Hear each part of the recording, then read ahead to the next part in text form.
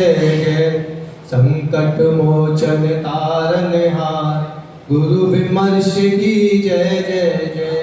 संकट मोचन तारनहार गुरु विमर्श की जय जय जय। संकट मोचन तारनहार गुरु विमर्श की जय जय जय। बोले चारे गुरु श्री विमर्श सागर जी महाराज की जय हो। हम शास्त्र भेंट करने के लिए हमारी माता जी आ जाए, शास्त्र भेंट करें मुनि श्री को। जिनवाणी जग मैया जन्म दुख मेट दो, जिनवाणी जग मैया जन्म दुख मेट दो। साधुवनमयी जिनवाणी माता की जय हो। हम मुनिराज के चरणों में सभी लोग नमोस्तु करेंगे। हे स्वामी नमोस्तु नमोस्तु नमोस्तु। हे मुनिवर नमोस्तु नमोस्तु नमोस्तु। हे गुरुदेव नमोस्तु नमोस्तु नमोस्तु। हम मुनिराज के चरणों में त्रिकाल नमोस्तु करते हुए उनसे विनम्र अनुरोध की वे अपने मंगल प्रचर्चा में कटाते हैं। मुनि श्री 108 विषम सागर जी मान। सभी मानव अपने दोनों हाथ जोड़ेंगे और सिद्ध परमात्मा को नमस्कार करेंगे। ओम नमः सिद्धेभ्य। ओम नमः सिद्धेभ्य। ओम नमः सिद्धेभ्य। नमः श्री वर्धमानाय निर्धोत्कलिलात्मने सालोकानां त्रिलोकानां यद विद्यादर्पणायते यद विद्यादर्पणायते यद विद्यादर्पणायते। यस्य स्वयं शुभावाप्ति प्रभावे कृतस्तु कर्मणा तस्मै संज्ञान रूपाय नमोस्तु परमात्मने नमोस्तु परमात्मने। गुरुवापन्तो नो नित्यं ज्ञान दर्शनायिका चारित्राणो गंभीरा मोक्ष मार्गोपदेशिका। जो देवादेव भगवान से आदिनाथ भगवान की जय। जो देवादेव भगवान से अजितनाथ भगवान की जय। मूलनाथ श्री शांतिनाथ भगवान की जय। वर्तमान शासन नायक भगवान श्री महावीर स्वामी की जय। परम पूज्य आचार्य भगवान श्री पूज्य पाद स्वामी की जय। गुरु नाम गुरु सूर्य गच्छाचार्य श्री विराट सागर जी महामुनिराज की जय। मम आराध्य गुरुदेव जिनागम पंथ प्रवर्तक भावलिंग संत राष्ट्रीय कृष्णाचार्य गुरुदेव विमर्श सागर जी महामुनिराज की जय। जिनागम पंथ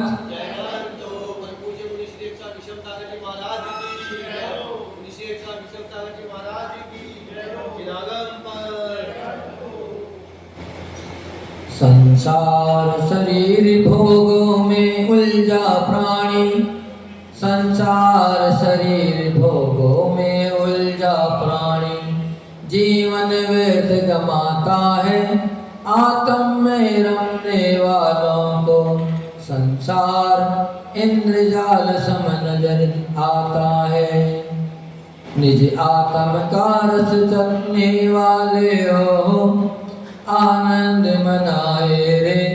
जीवन है पानी के बूंद कब मिट जाए रे। होनी अनहोनी हो होनी अनहोनी कब क्या घट जाए रे। जीवन है पानी के बूंद कब मिट जाए। जय गुरु जनागम पंथो अनादि नित्यम जनागम पंथ सेवत हो।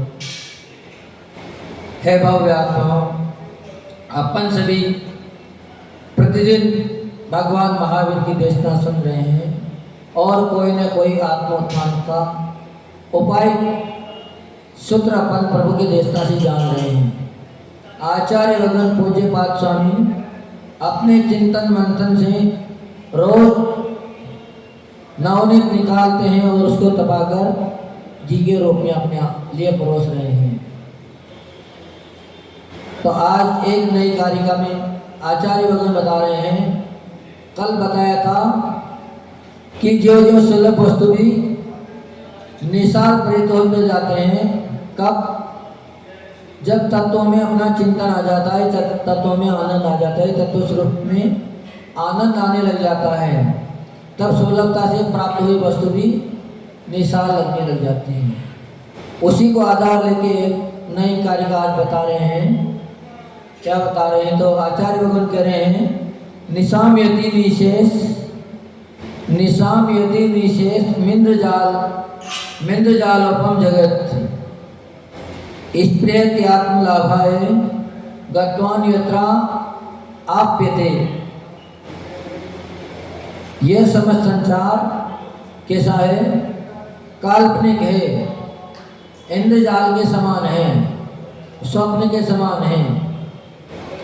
जब ऐसा लगने लग जाए तब आत्मस्वरूप पाने की तीव्र अभिलाषा होती है। और जब तक ये संसार की वस्तुएं अपने को अच्छी लग रही है, इसी में मन रचा पचा हुआ है, तब तक अपने आत्मा के कल्याण की भावना अपन अंदर नहीं आएगी। ऐसा आचार्य भगवान इस गाथा में बता रहे हैं। तो अपन को समझना यह है कि संसार को कैसे पहचाने। संसार में रचे पचे व्यक्ति ही संसार को अच्छा लगता है। किनको अच्छा लगता है संसार? जो संसार की वस्तुओं में रचे हैं, संसार के भोगों में रचे हैं, उन्हों को ही संसार अच्छा लगता है। पर जब उनको पता हो जाता है कि संसार में कुछ भी नहीं है, संसार तो निस्सार है, इसमें कोई सार नहीं है, तो फिर वह वहाँ से धीरे धीरे रुचि हटने लग जाती है। पर आज कल इस आधुनिक युग में सुख सुविधाएं इतनी हैं कि कोई भी व्यक्ति मेहनत नहीं करना चाहता, और बिना मेहनत के जब सुविधाएं मिलने लग जाती है तो व्यक्ति स्वतः ही आसक्ति में गिरता हुआ चला जाता है। फिर वह चाहते हुए भी उन आसक्तियों से बाहर निकलने की कोशिश नहीं करता। जबकि व्यक्ति जानता भी है कि जितना आराम ज़्यादा शरीर को मिलेगा, उतना ही शरीर रोगों का घर होता जाएगा। शरीर को अगर स्वस्थ करने का कोई राज है तो वह है मेहनत करना। स्वस्थ वही व्यक्ति रह पाता है जो मेहनती है। पर जो मेहनत नहीं करता है, दिन रात आराम में लगे रहते हैं, वो अक्सर व्यक्ति बीमार पड़ जाते हैं। उनके अंग उपांग काम करना बंद कर देते हैं, क्योंकि जब हलन चलन नहीं होगी तो शरीर का संचालन खत्म हो जाएगा। सब व्यक्ति सुविधा ही चाहते हैं, चाहे घर का काम हो चाहे बाहर का काम हो, हर जगह नौकर लगे हैं। पर पहले स्वयं का काम स्वयं करते थे लोग, कोई भी कार्य किसी से नहीं करवाते थे। पूज्य गुरुदेव भी जब हम संघ में आए तो हमें ये बताई कि बेटा, जब तक तुम्हारे अंदर शक्ति है तब तक किसी भी श्राप से अपना काम मत करो। जो तुम्हारे लायक करना हो वो काम तुम्हें स्वयं ही करना है, जो तुम्हारे लायक नहीं हो वही काम श्राप को सौंपना।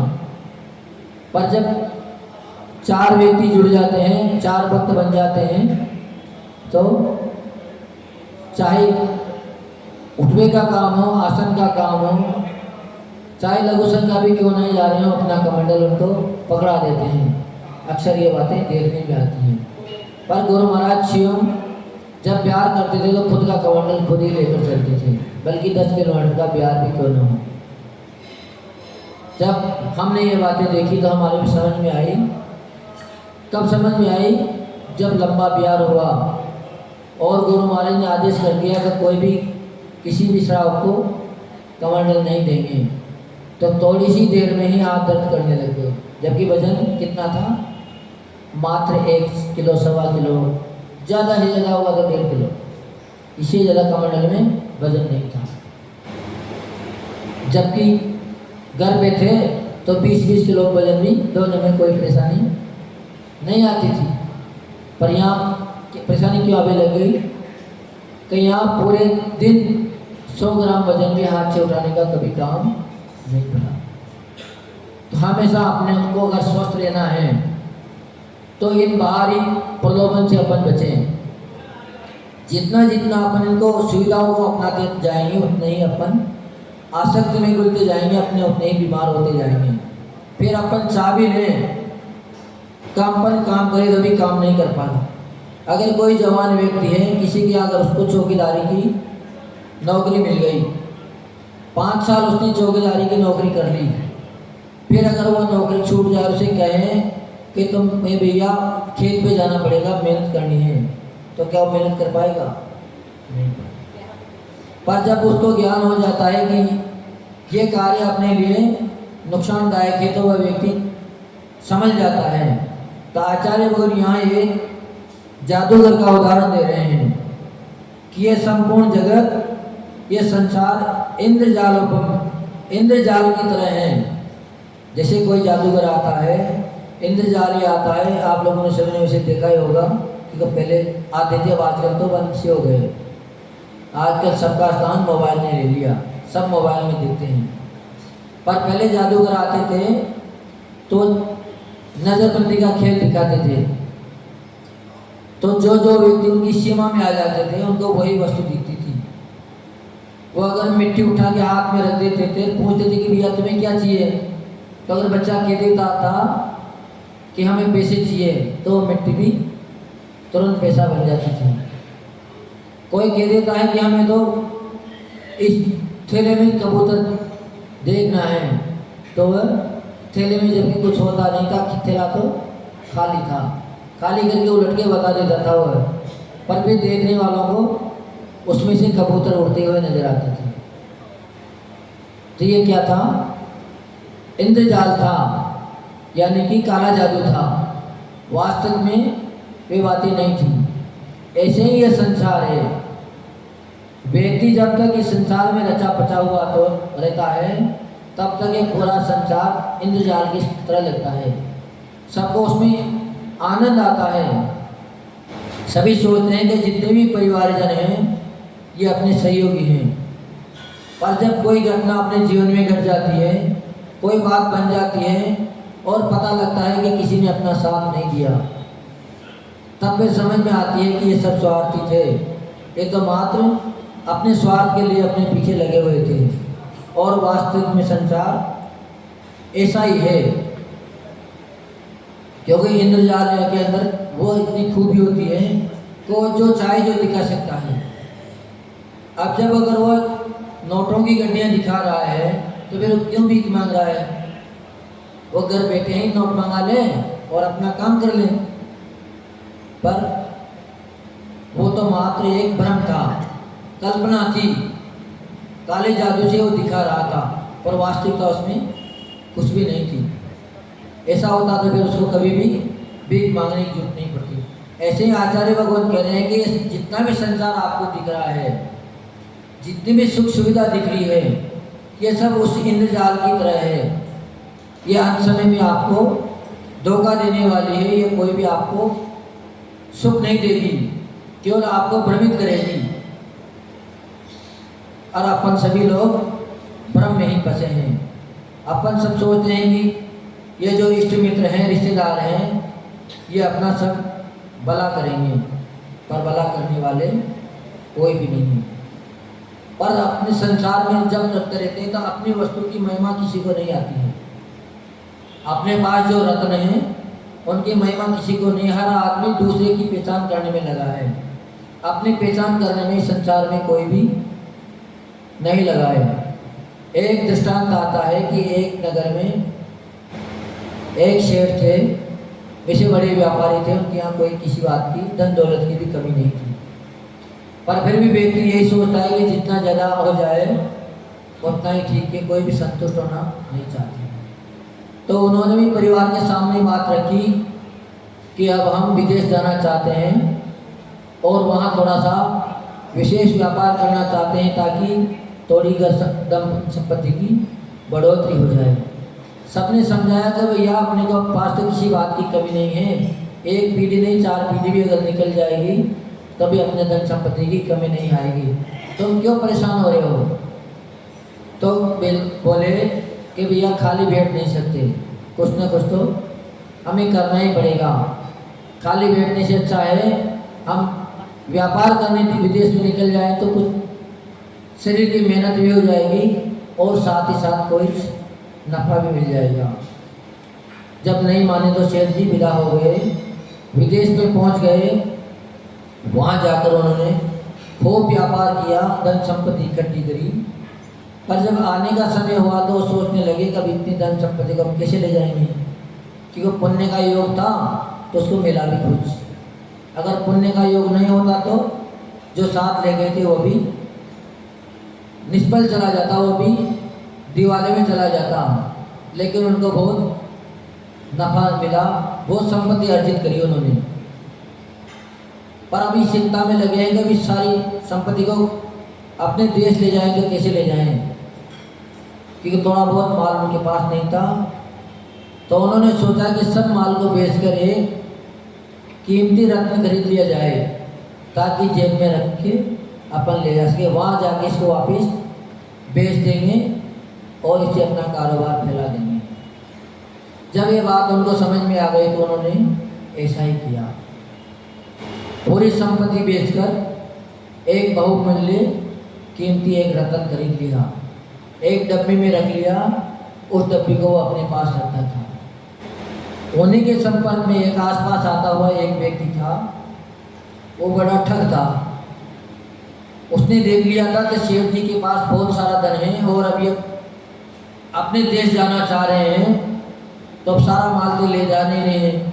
तो हो सकता है कि इन्होंने अपना सारा धन किसी न किसी कोई रत्न में परिवर्तन कर लिया होगा, क्योंकि ऐसे व्यक्ति बड़े सतर्क होते हैं, बड़े बुद्धिमान होते हैं, उनकी बुद्धि विशेष तेज चलती है। जेब कतरे होते हैं, वो आपकी जेब में 2 गड्डियाँ रखी हो तो उनके बीच में से भी नोट निकाल लेते हैं और पता भी नहीं लगता है। ये भी नहीं है कि जेब को फाड़ दें, जेब भी नहीं फटती है, फिर भी नोट निकल जाते हैं। अब ऐसी कला होने की फांसी। तो उस व्यक्ति का भी विशेष दिमाग चलता था। तो इसी उदयर मन में थे, उन्होंने सेठ जी से संपर्क साध लिया। पर सेठ जी भी कम चतुर नहीं थे। सेठ जी उनको पहले ही दिन पहचान गए थे कि ये व्यक्ति चोर है, ये व्यक्ति अपने को ठगने के लिए आया है, क्योंकि सेठ जी अनुभवी थे। दोनों फिर भी उन्होंने उनसे मना नहीं की, उनसे मित्रता कर ली। दोनों ही मित्र बन गए, दोनों साथ उठते बैठते, आते जाते, खाते पीते, सोते भी एक ही जगह। जब सेठ जी यात्रा करना शुरू करें तो ठग यही सोचता प्रतिदिन कब सेठ जी की नज़र चूके हम इनका रत्न ले लें, क्योंकि रत्न साफ साफ उनकी जेब में चमकता रहता था।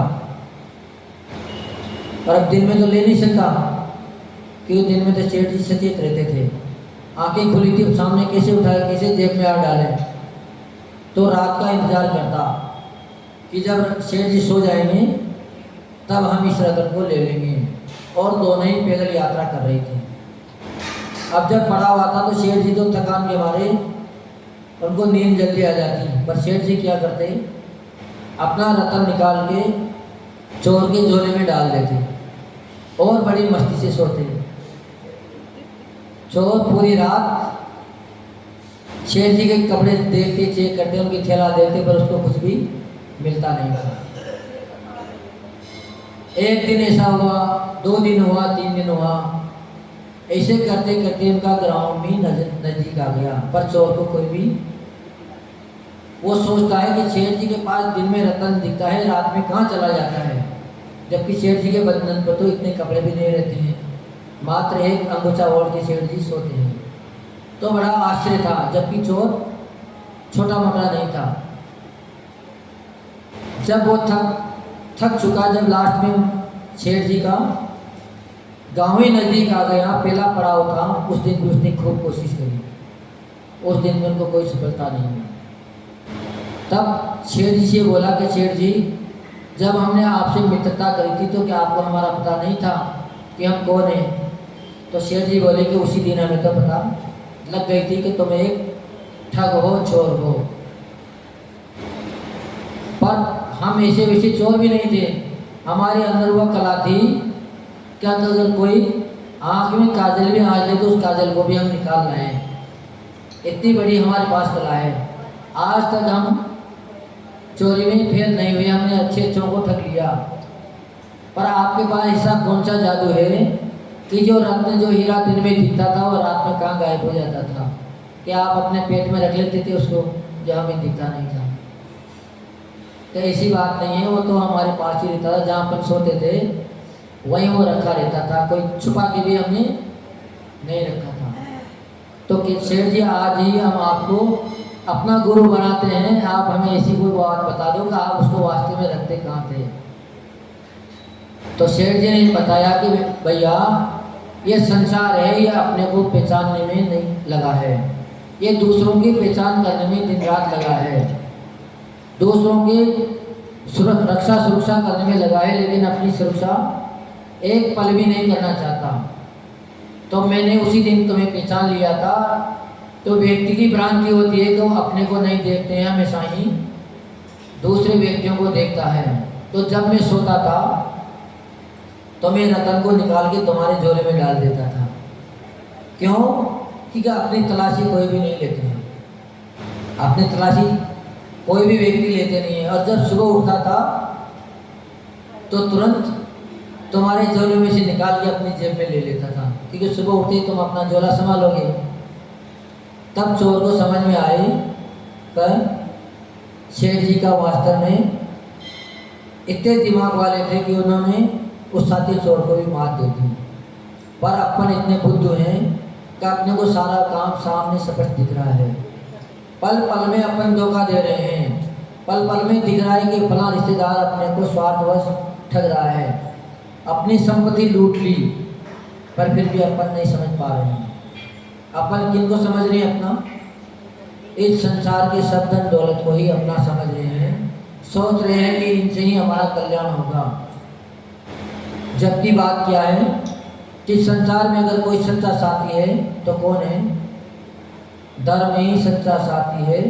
जैसे दीपक बाती है, दीपक और बाती कभी भी अलग नहीं हो सकती, अगर अलग हो जाए तो दीपक दीपक नहीं रह जाएगा, मात्र एक मिट्टी का कुल्हड़ रह जाएगा। वैसे ही अपना अगर कल्याण होगा तो मात्र एक धर्म से ही होगा। जिस दिन अपन धर्म से दूर हो जाएंगे उस दिन कभी भी अपना कल्याण होगा नहीं। लेकिन अपन को इन सब स्वार्थी लोगों के साथ रहते हुए भी उनका स्वार्थ समझ में आता नहीं है। अपन उन्हीं को ही अपना मानते हैं, और जो आपको समझाने आ जाते हैं निस्वार्थ भाव से गुरुजन, उनकी बात आपको बुरी लगती है।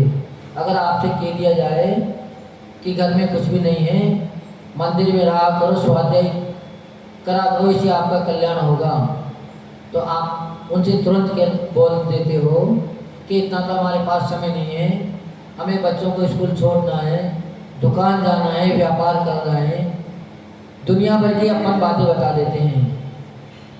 पर उसी में रचे पुचे हुए रहते, वो कभी भी अपने को बुरी वस्तु नहीं लगती। पर जिस दिन अपने को समझ में आ जाती है कि ये तो व्यक्ति सब स्वार्थी हैं, अपन ने इनके लिए इतना किया, फिर भी अंत समय में जब हमें जरूरत पड़ी तो ये एक तिल का भी सहारा देने के लिए तैयार नहीं है, तब व्यक्ति को फिर समझ में आती है। तो आचार्य लोग यही बात बता रहे हैं कि संसार तो निसार है, संसार में कोई भी सार नहीं, इसलिए संसार से तो जितना जल्दी हो सके उतना बचना चाहिए और ऊपर उठना चाहिए। संसार को अपने को छोड़ देना चाहिए, क्योंकि दिखने में लुभावना है। जैसे जादूगर का खेल दिखने में बड़ा अच्छा लग रहा था, क्योंकि तरह तरह की वस्तु दिखा रहा था, तो बड़ा आनंद आ रहा था, मनोरंजन हो रहा था। पर जब जाएंगे तो उसमें से एक भी वस्तु अपने साथ जाने वाली नहीं है, और अपने पास जो पैसा होगा उसको भी वो जादूगर ले लेगा। लास्ट में जादूगर क्या करते हैं, ये कहते हैं कि सब लोग अपनी जेब में जो हो वो सब बाहर डाल देना, नहीं तो ऐसा ना हो कि आपके नाक से खून गिरने लग जाए, आपके मुंह से खून गिरने लग जाए। अगर बिना हमारी बात को सोचे अगर बाहर कोई निकल गया तो निश्चित ही वो ठोकर खा के नीचे गिर जाएगा। तो सब क्या सोचते थे कि भैया हो जाएगा, क्योंकि सामने दिखा तो रहा है, हाथ में कुछ भी नहीं है, फिर भी नोटों की गड्डियाँ आ रही है तो डर के मारे सब लोग अपना थैला खाली कर देते थे। सब सामान जितना पैसा होता था वो सब उनको लुटा आते थे, जबकि वक्त तो मात्र इंद्रजाल था, उसमें कोई सच्चाई बिल्कुल भी नहीं थी। ऐसे ही अपना जितना भी है परिवार है, कुटुंब है, ये मात्र इंद्रजाल के समान है। इससे अपना कभी भी भला होने वाला नहीं है। भला जब भी होगा जब अपने को अपनी आत्मा का कल्याण करेंगे, अपनी आत्मा को पहचानेंगे, तभी अपना कल्याण होगा। जब तक दूसरों को पहचानते रहेंगे तब तक अपना कल्याण होने वाला नहीं है। ये पूरा संसार एकमात्र स्वप्न के जैसे हैं। जब तक आँख खुली है तब तक सब अपना नज़र आ रहा है, सब अच्छे लग रहे हैं, पर जिस दिन आँख बंद हो जाएगी उस दिन अपने साथ एक भी वस्तु जाने वाली नहीं है। तो इसीलिए आचार्य वगैरह एक बात समझा रहे हैं कि इस संसार में रहते हुए अपने को पहचान कर लेना चाहिए और अपने आगे अगले भाव के लिए भी, दूसरी पर्याय के लिए भी, दूसरे लोग के लिए भी अपने को यहाँ से कुछ बटोर लेना चाहिए। कि कोई व्यक्ति, वैसे लोग सभी कहते हैं कि खाली हाथ आया है और खाली हाथ जाएगा, पर आचार्य भगवान पूज्यपाद स्वामी कह रहे हैं कि व्यक्ति जब आता है तो भी बहुत कुछ साथ लेके आता है और जब जाता है तो भी बहुत कुछ साथ लेके जाता है। पर लोगों को दिखता है कि आते वक्त तो फिर भी मान लें कि वो मुट्ठी बांध के आया है तो कुछ न कुछ मुट्ठी में होगा। और आप ट्राई करना, अगर बच्चा नवजात भी क्यों ना हो, अभी 1 महीना के अभी वो नहीं हुआ हो, और उसके अगर आप मुट्ठी खोलना चाहोगे तो मुट्ठी आपको नहीं खोलने देगा। एक अंगुली उठाओगे तो दूसरी उंगली को वापस वो चिपका लेगा, क्योंकि उसकी मुट्ठी में ही उसका सब कुछ है। वो बहुत कुछ लेके आया है, इसलिए तो मुट्ठी नहीं खोलने देता है। लेकिन जब जाते हैं तो मुट्ठी खुली हुई जाती है, आप सारे जाते हैं। पर आचार्य भगवान कह रहे हैं कि वो भी कुछ न कुछ साथ लेके जाते हैं। तो साथ क्या जाएगा? अपना पाप पुण्य जो अपन ने धर्म क्रिया कर ली वही अपने साथ जाएगा, क्योंकि धर्म कभी भी छूटता नहीं है। धर्म ना यहाँ छूटेगा ना दूसरे को भी छूटेगा। धर्म तो अंत समय तक, सिद्ध अवस्था तक भी साथ रहता है। सिद्ध अवस्था में भी धर्म कभी छूटता नहीं है, वो भी अपने ध्यान में मस्त रहते हैं। और ध्यान तभी होता है जब व्यक्ति धर्म से जुड़ा होता है। तो अपने को आचार्य वगैरह ये समझा रहे हैं कि आप तो इस संसार से दूर हटो, और जो वस्तुएं तुम्हें अच्छी लग रही है वो वाकई में अच्छी नहीं है। ये सब आपको ठगने वाले हैं, बीमार करने वाली है। जितनी तुम सुविधा अपनाते जाओगे उतनी ही बीमारियां होती जाएगी। अभी हम यहाँ वाकई में देख ही रहे हैं कि अभी 2 महीना हुए हैं, उसमें कम से कम 5-6 बच्चों ने जन्म ले लिया। 3-4 तो बिल्कुल हमारे संपर्क में यही हैं, पर सभी बच्चों की पोजीशन कैसे हुई? तो सबकी डिलीवरी ऑपरेशन से हुई। अब वो पोजीशन क्यों आई? हाँ, क्योंकि संसार में सब स्वार्थी हैं। आपने भरोसा कर लिया डॉक्टरों के ऊपर, क्या डॉक्टर हमें स्वस्थ रखेंगे, तो आपने उनका भरोसा उन्हें कह दी कि आपको बेड रेस्ट की सख्त ज़रूरत है, आप कुछ भी काम मत रखना करना, कोई भी वजन मत उठाना। तो अब जब आराम मिल रहा है, डॉक्टर अगर बोल देंगे तो फिर क्यों नहीं करेंगे? पर उसका नतीजा क्या हुआ कि अंत समय में पूरा शरीर चीर फाड़ करना पड़ा, तब जाके अपना काम हुआ। और पहले हम जब गांव में देखते थे तो प्रतिदिन चक्की पिसवाते थे उन लोगों से। एक दिन भी ऐसा नहीं जाता था, लास्ट तक भी चक्की चलाते थे, पूरा काम घर का वही करते थे। पर आजकल बिल्कुल आराम करते हैं। तो इसीलिए अपनी बीमारियां बढ़ती जा रही हैं। अपन जितनी आराम की वस्तुएं लेते जा रहे हैं, जैसे पानी था तो पहले पानी कहाँ जाते थे लेने? कुएं पे जाते थे, तो पूरी कसरत कुएं में हो जाती थी। मक्खन निकालते थे तो छाछ बिलोनी पड़ती थी, रही चलानी पड़ती थी, तो पूरा शरीर घूम जाता था। चूल्हा जलाते थे तो फूंक देनी पड़ती थी जोर जोर से, तो फेफड़े स्वतः ही भूल जाते थे, अलग से बुलाने की जरूरत नहीं पड़ती थी। पर आजकल सब कार्य इलेक्ट्रिक हो गए, क्योंकि अब जब घर में मेहनत नहीं है तो फिर आपको जिम जाना ही पड़ेगा। वहाँ जाकर आपको हाथ पैर हिलाने पड़ेंगे, अगर नहीं हिलाओगे तो घुटनों में दर्द शुरू हो जाएगा। जबकि गाँव में लोग 80-80 साल के हो जाते तब भी उनके घुटनों में कोई दर्द नहीं होता था। अभी भी हमारे महाराज बिना चश्मे देख लेते हैं, जबकि उम्र 75 के ऊपर जा रही है। चश्मा तो एक नाम मात्र का है, रात में भी देख लेते हैं। तो एक बार गुरु महाराज ने टोकी दिया था 2-3 लोगों को कि जब तुम बिना चश्मा देख लेते हो तो चश्मा क्यों बनाया, चश्मा क्यों बनाया। पर हर व्यक्ति को सुविधा पसंद आती है। जब सामने गाड़ी होती है तो पैदल कोई भी नहीं जाएगा, और अगर गाड़ी ना हो तो पैदल चलने में बड़ा आनंद आता है। तो अपने को आचार्य भगवान ने आज एक नया सूत्र दे दिया कि संसार के भोगों में आप लिप्त मत हो, इसमें रचो पतो मत।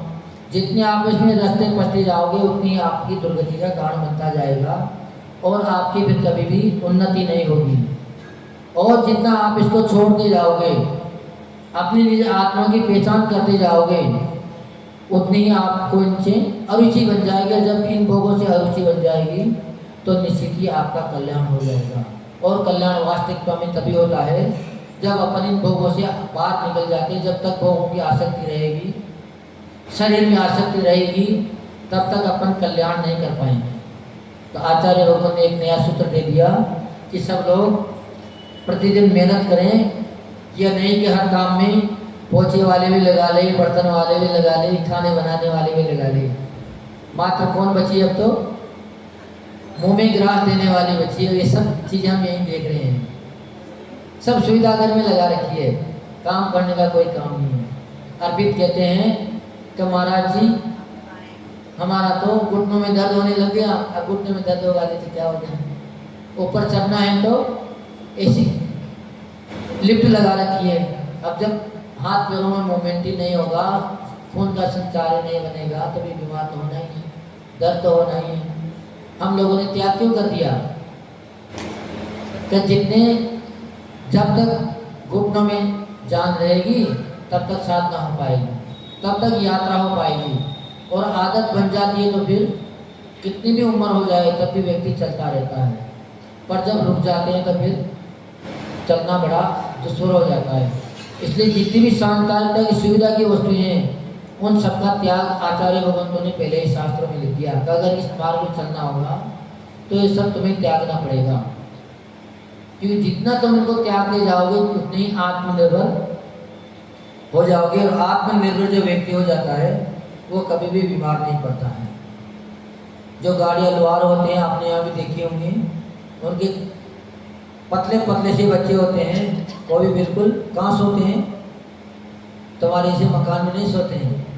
जहाँ कचरा पड़ा रहता है, कचरों का ढेर रहता है, उन मच्छरों के बीच में सोते हैं। फिर भी ना तो उनको मलेरिया होता है न उनको कोई डेंगू होता है, क्योंकि उन्होंने शरीर वैसा ही बना लिया। ना उनको सर्दी लगती है ना उनको गर्मी लगती है, और फिर भी दिन भर मेहनत करते हैं और अपने बच्चे बादाम पिस्ता के नाश्ते करते हैं, फिर भी पूरे दिन मरे मरे से रहते हैं, बीमार से रहते हैं। इसलिए हम सभी बहुत सारे लोग कहते हैं कि महाराज जी बादाम से ताकत आती है, पर वे कहते हैं कि भैया हमें बादाम नहीं चाहिए, हम पहले से ही हटाने की कोशिश करते हैं। पर फिर भी लोग मानते नहीं कि जैसा खुद है वैसे दूसरे का बनाने की कोशिश करते हैं।